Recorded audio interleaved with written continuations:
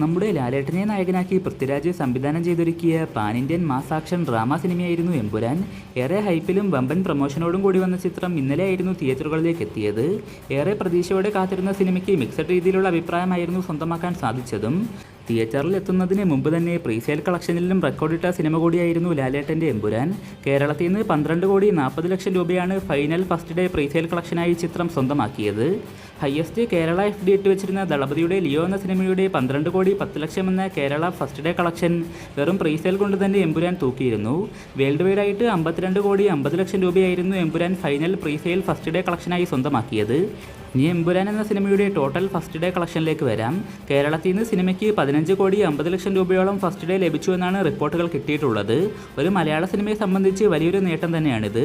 ഇനി റെക്കോർഡ് തകർക്കാൻ മറ്റ് നടന്മാരൊക്കെ കുറച്ച് വിയർക്കേണ്ടി വരും. കർണാടകയിൽ നിന്ന് 4 കോടി രൂപ ചിത്രം സ്വന്തമാക്കി. ഇന്ത്യയിൽ നിന്ന് മൊത്തത്തിൽ 24 കോടിയും ഓവർസീസിൽ നിന്ന് 40 കോടി രൂപയും എമ്പുരാൻ ആദ്യ ദിനം സ്വന്തമാക്കിയിട്ടുണ്ട്. എമ്പുരാൻ്റെ total first day world wide collection 64,14,00,000 രൂപയാണെന്നാണ് ഇതുവരെ ലഭിക്കുന്ന റിപ്പോർട്ടുകൾ. മോളിവുഡിൽ നിന്ന് ഫസ്റ്റ് ഡേ 50 കോടിയൊക്കെ നേടുന്ന ഒരു സിനിമ വരുമെന്ന് ചിന്തിച്ചെടുത്തെന്ന് ഇപ്പോൾ ഇതാ വേൾഡ് വൈഡ് ആയിട്ട് 60 കോടിക്ക് മുകളിൽ സ്വന്തമാക്കിയിരിക്കുകയാണ് ലാലേട്ടൻ്റെ എമ്പുരാൻ. ഫസ്റ്റ് ഡേ റെക്കോർഡിട്ട ലിയോയും വേൾഡ് വൈഡ് റെക്കോർഡിട്ട മരക്കാറും ഇനിയില്ല. ഇനി എല്ലാ റെക്കോർഡുകളും ഒരേ ഒരു എമ്പുരാൻ്റെ പേരിൽ മാത്രം. രണ്ടാം ദിവസം ബുക്കിങ്ങിലൂടെ തന്നെ കേരളത്തിൽ നിന്ന് 7 കോടിക്ക് മുകളിൽ കളക്ഷൻ വന്നിട്ടുണ്ട്. രണ്ടാം ദിവസവും ഡബിൾ ഡിജിറ്റ് കളക്ഷൻ നേടുകയാണെങ്കിൽ അതൊരു ഒന്നൊന്നര സംഭവമായിരിക്കും.